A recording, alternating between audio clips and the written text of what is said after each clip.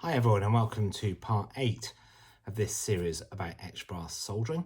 Hope you're enjoying it, hope you're getting involved. We're going to talk about how we do the couplings today and the bogey pivots, and we're also going to go out into the garage and talk about priming and spray painting generally. So it's going to be a good episode.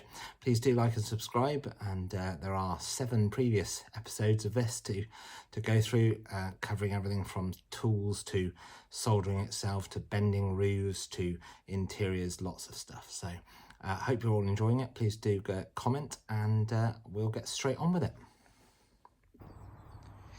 Okay, so we've come out here on a nice spring day.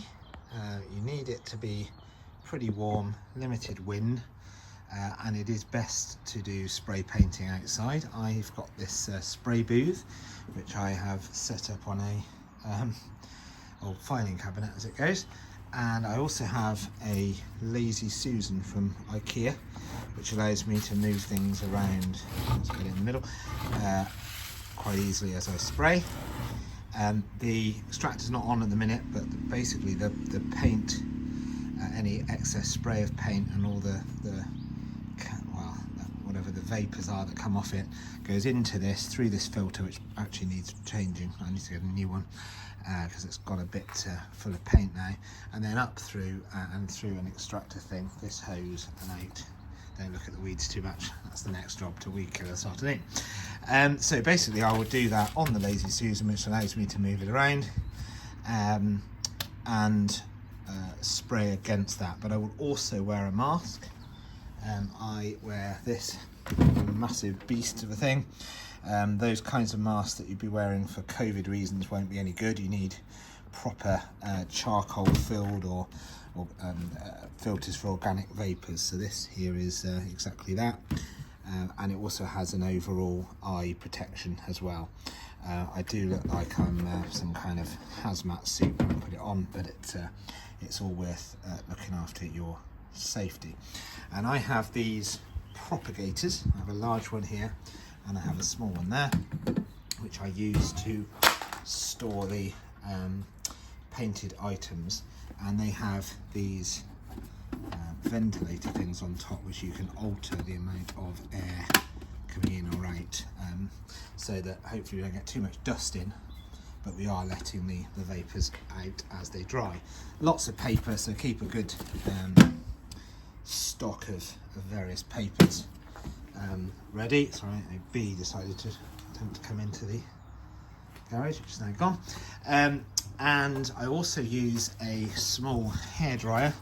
This one is Riedel Sassoon as it happens, but just to speed up some of the drying on certain things. So I'm actually going to spray some ladders here from one of my layouts, and I will probably just use the Riedel Sassoon just carefully on that. You've got to be careful with very light models like 3D printed ones, because they'll be blown away by that kind of hairdryer, but it will just ensure that they're able to be touched a bit quicker.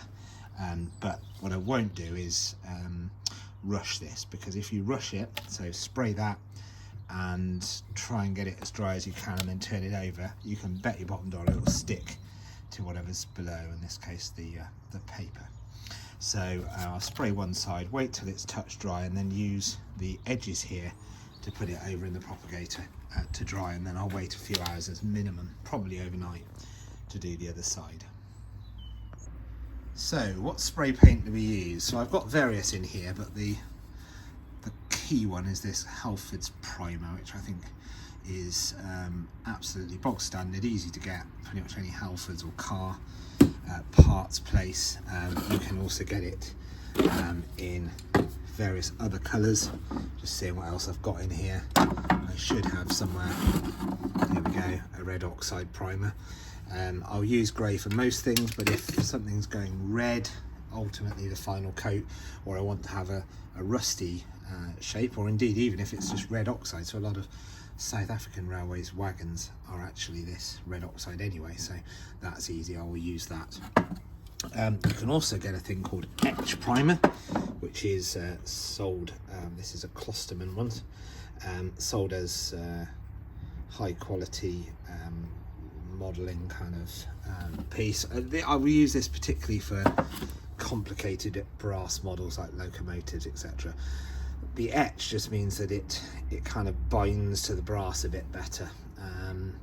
It's a bit more expensive, and I don't actually think in most cases, particularly small scales, it makes a fundamental difference. But if you're doing something big, 16mm or O gauge, etc., then you probably want to use that. And yeah, I've got various types. I've got this U-Pol etch primer as well, which I've been trying out. It tends to be a kind of blacker grey, and that seemed to work as well. This stuff is properly expensive, and that's the black. But what I'll find for most things is a nice bit of grey primer from Halfords, and then go to either the satin or the matte black from Halfords. I tend not to use the gloss black because it is very, very glossy, and in a model form it just looks a bit mad. And I've been experimenting with various other colours which are in here. I'm not a graffiti artist, don't worry. These are all for modelling. And you just got to be a little careful about some of the things that you put together. Now this one here has "do not use over enamels" written on it, because of previous problems that have been had with that. So it's a satin varnish, perfectly fine over acrylic for acrylic, but on one occasion I've obviously used that over enamels, and it's probably caused a kind of crazy paving effect in there. Crucial thing with these is to give them a really good rattle.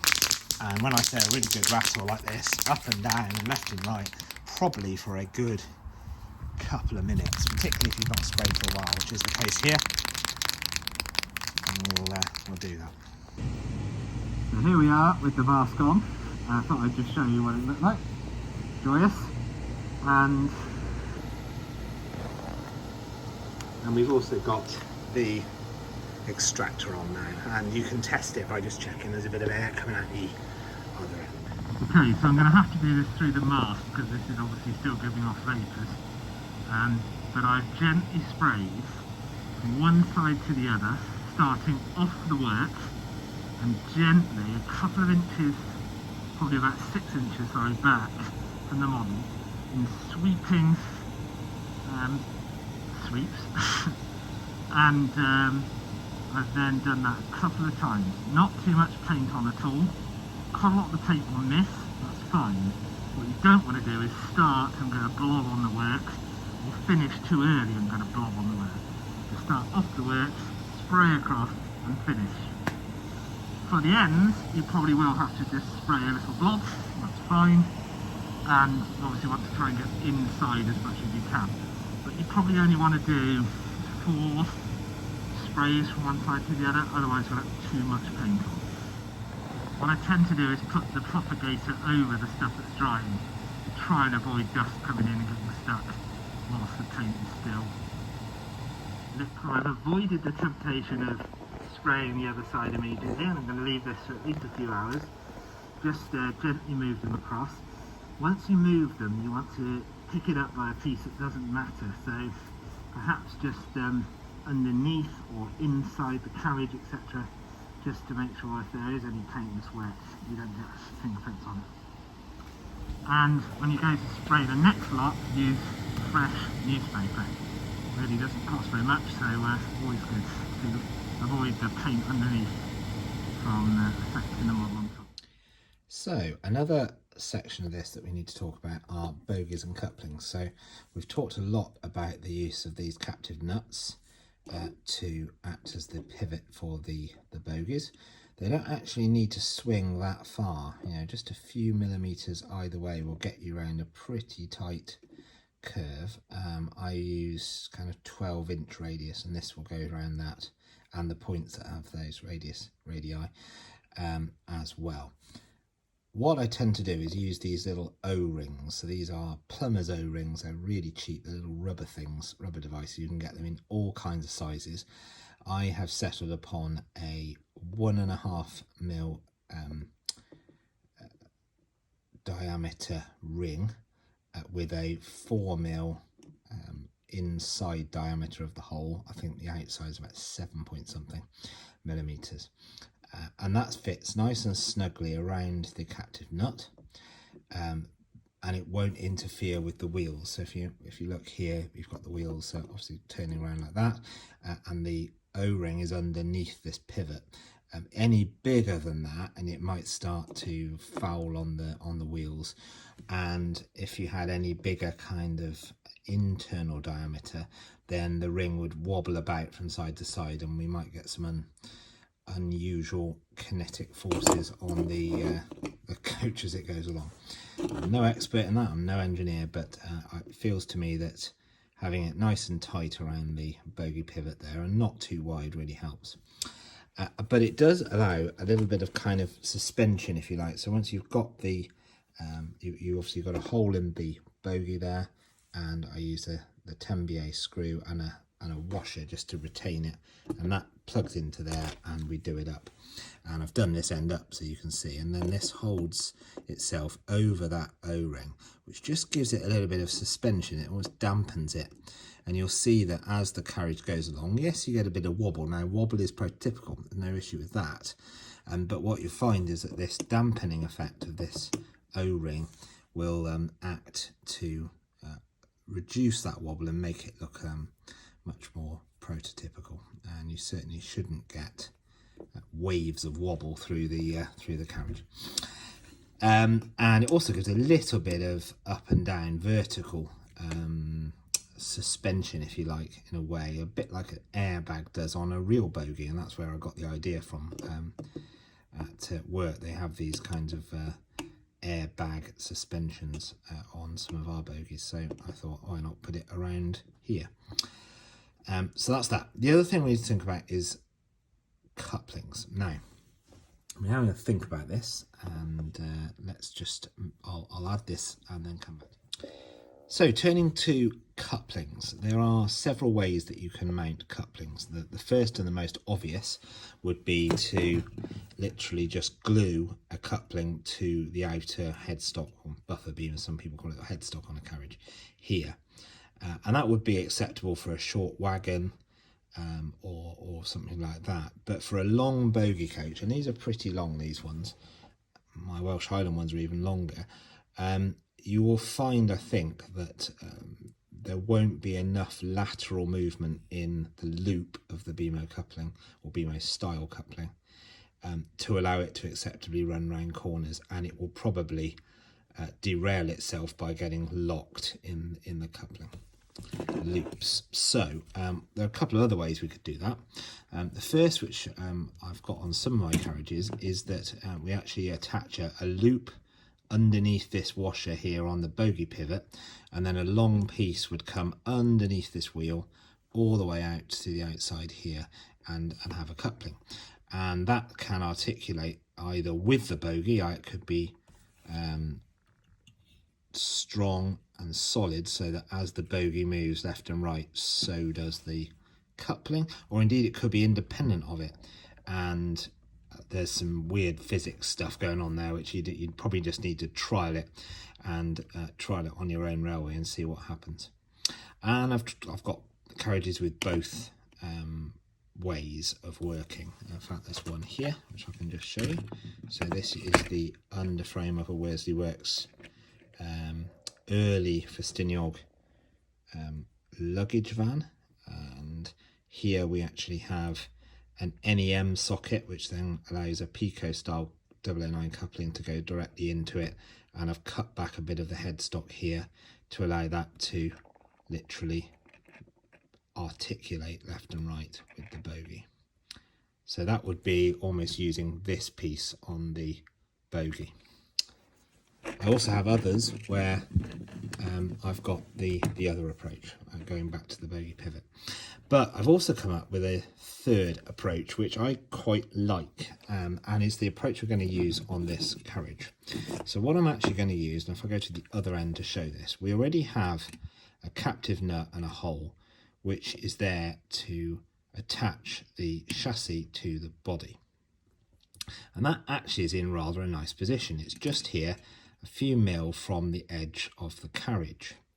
So the first thing we're going to probably need to do in all of those coupling situations, unless you find something which has a kind of step in it, which can step underneath the headstock and then come up the other side to the right height. And I have a coupling height gauge, I probably should have mentioned, which I can use. I haven't got it here actually, but I'll show that in a minute, to set heights, and it's surprisingly low. So you only need to get under that headstock and then up a little bit, a couple of mil, to make it work. So that could be possible as well, but you're probably going to have to end up finding different heights for each one. So what I've done here is I've actually cut out a piece of the headstock. And I'm going to use that pivot hole, which is independent from the bogey, so the bogey can continue doing its thing, and I don't even need this bit of plastic on the end. I might even cut that off. And then I'm going to use these. So these are solder tags, which you can get from electronic shops very easily and cheaply. They come pre-tinned with solder, as it happens, and I've bought them such that this hole here fits the 10BA nut, so the nut can go through this hole on top of there. Sorry, not the nut, the screw can go through this hole and then through into here, so it's still acting to bolt the base to the body, but it also means it's almost like a washer inside here, and it can articulate, you know, that way or that way, and we can then solder onto this piece a coupling. And this is a good time to introduce my favourite style of coupling, which is a Greenwich Models style coupling. So here they are, and these come in pre-blackened brass, and you just, with a pair of long nose pliers, you just bend them up. On this occasion I use loops only on one end of each carriage, and then I'll put a loop on either end of the brake carriage. That allows me to avoid the need for a loop on the locos. But I usually like there to just be one loop going into one hook, because if you have two loops together, I can actually show that here. Yes, they do couple, but they often get linked together, and it's a right old faff to get them apart. And sometimes they don't even couple, depending if you've got, you know, that's why I've got a magnetised screwdriver, together. So you just fold up these to the right shape. They don't need any soldering at all for this. And in the loop version, you fold up two little tabs either side. You stick a nail through, bend the nail the other side, and then clip it to length. So you don't actually need to solder anything to make it happen. What I find is that the two, it's very hard to show this because it's tiny, but I will do my best. If I zoom in here, press that, there we go. You can see hopefully two little lugs either side, and two other lugs that have come from they're attached to the loop, and they come around, and then you stick a nail through and bend the end and cut that off. And some people actually bend this round, this nail, and put some extra metallic stuff, so you can use a magnet to uncouple them. I actually find that magnetic uncoupling is never as good as people make out, and often you see people moving trains back and forth to get to the exact right moment to actually uncouple them. So in order to attach the Greenwich coupling to the solder tag, we're first of all going to need to use a sharp file and take off that blackened element to the brass. It's quite nice that. It certainly means that it doesn't need a lot of painting, but obviously it won't solder very well, so just use a file just to whip that off. And then we also need to shorten it, so obviously have a look at this on there and look at the kind of throw. You don't want it to be too close to the headstock, but the further it is away, the less prototypical it will look, because the gap between the carriages will be significant. So it needs to work. It may be the case that you solder it on and then test run it and you're not happy. Well, it's very simple to unsolder and just move the Greenwich coupling to a slightly different place on the tag. So just have a little play with it and you'll get used to it. And on this occasion I found that taking off cutting back here beyond these 3 little holes feels about right, and we'll now solder this onto that. I'll obviously solder this onto the bottom side, and obviously want the hook upwards, in this case downwards, because the coach is upside down. And the reason for putting this on the top side is that if it's on the bottom, then it won't sit flush or flat against the carriage side. Now, one of the things I did want to mention is when I took the headstocks off this particular carriage. So you can see here that I've taken out a piece. I've judged that, and again in a minute when we've actually soldered these couplings up and given it a test run, we may find that we actually need to take a little bit more off. But I want to try and make it look as prototypical as possible. There needs to be a bit of space for this coupling to be able to articulate left and right and to help on curves. But I don't want to take the whole lot off, otherwise it's going to look very toy-like. So I've chosen basically to leave 7mm either side. And the way I did that was I actually used a Sharpie just to note where I wanted to cut. And because I can take...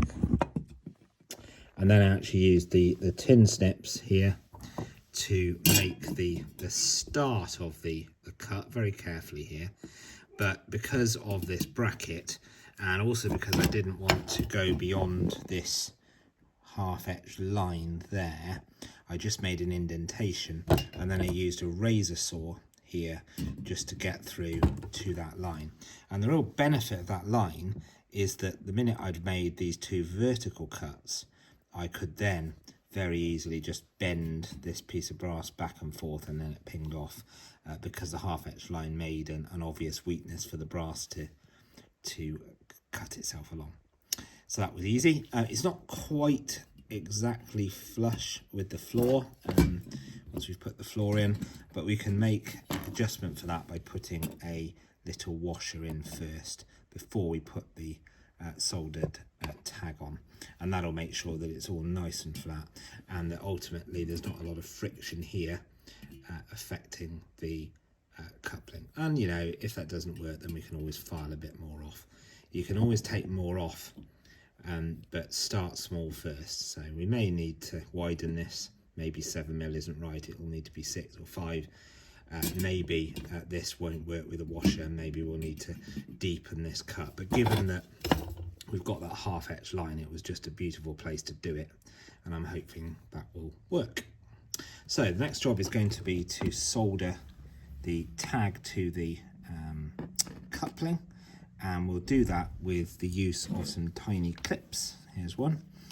These are just little mini clips I found in a stationery store somewhere, a few pence each, etc. But they've just got enough ping, if you like, to keep it in place whilst we solder, and then we can undo it and solder the other side.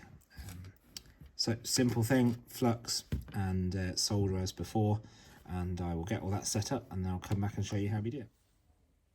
Okay, so I've used the little clip to add a small amount of flux along the side and then to solder one side. I will put the clip on again because we're about to add quite a bit of heat to a small area that could easily come unsoldered, and we're happy with where it is. Manky brush, phosphoric acid flux as before on the previous videos in this series, and we'll use the absorber, a little bit of solder, don't need much, and then just let it flow in and around the edge. And there we go. It's such a small area I'm using. I actually used the back end of the chisel tip there. Let's turn it off. Let that cool a bit, and we now have a very, very strong soldered tag and coupling arrangement. So here we go. We can then see what that will look like once we're on, and it will be able to move from there to there. And I actually think that 7mm slot will be enough. It may even be too much, slightly. So there we go. If we put the floor back on, B1 to B1, we can try that in place. So there we go. I've now screwed in the coupling and you can see it nicely articulates with a washer underneath it there, and it is free from fiddling with the bogey as well, which is actually possibly a little bit tight. I think I did that up a bit too tight, so I'll just undo that half a turn. There we go, and separate.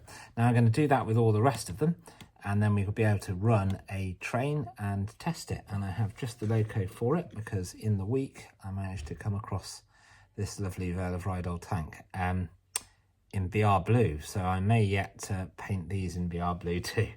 We will see. And I did the same with the looped ends. I actually found, because of the way the loop works, you need to leave enough room, it's hard to show this, for the loop to make its way up, and therefore it's actually a slightly different distance compared with the standard non-looped version. So just be aware of that, but there we go. So we're now going to carry on by doing exactly the same process to the other couple of kits I've got. So I'm chopping out this end piece of the headstock, and I've now soldered all of the Greenwich couplings to the little tags. I've also decided to actually get a fourth coach because looking at photographs, they do tend to run in consists of 4 with some semi-open carriages on the end in summer. So 4 made sense more than the 3 I've got here. So I've ordered an extra one. We've got to a position now where I need to catch up on the rest of these and in fact build the 4th one. I do though have some good news in that I managed to buy a Backwards Miniatures 262 Vale of Rydal tank in BR blue. So I may yet decide to paint these carriages in BR blue, but I haven't quite decided yet, so we'll see. But I need to now get all these bogey pivots sorted, all the couplings sorted, all of the priming done, and that will take me a couple of weeks, and then I want to put a final video out showing the testing of these carriages around my layout, and ultimately how to brush or airbrush the coaches to paint them, things like painting roofs and that kind of thing. But all of that's going to take a couple of weeks probably, so don't expect the final episode in a week's time, as has been the pattern up to now, but it will come. And if you like and subscribe, particularly if you subscribe, you'll get an alert to say that the new video has been updated, and hopefully at that stage you yourself will have had a go. Please do ask questions in the comments bar, etc. And or if you join the 009 Railway Modelers group on Facebook, I do make a kind of weekly update of my 009 narrow gauge kind of progress, if you like, progress update. But of course, a lot of these techniques are not just narrow gauge techniques, and hopefully what I've been able to show you in terms of soldering, tools, painting techniques, even some of these things around bogey pivots and couplings are exactly the same in any scale really, up to very large garden railways. So hope you've enjoyed it. I'm probably going to start thinking about another series of videos as well post these, and start putting other hints and tips on there. I'm thinking maybe of doing quick 5-minute videos with just some ideas every now and again. I've discovered that these 30, 40, 50-minute videos take a lot of editing to get them onto YouTube. It's been quite a job to do it weekly, but I hope you've enjoyed it. And so I think 5-minute kind of snippets might just be a bit easier, and I can probably film them in broadly one take and upload them straight from my phone rather than messing about having to put it on my laptop, which has been a right kerfuffle. Great, see you all soon.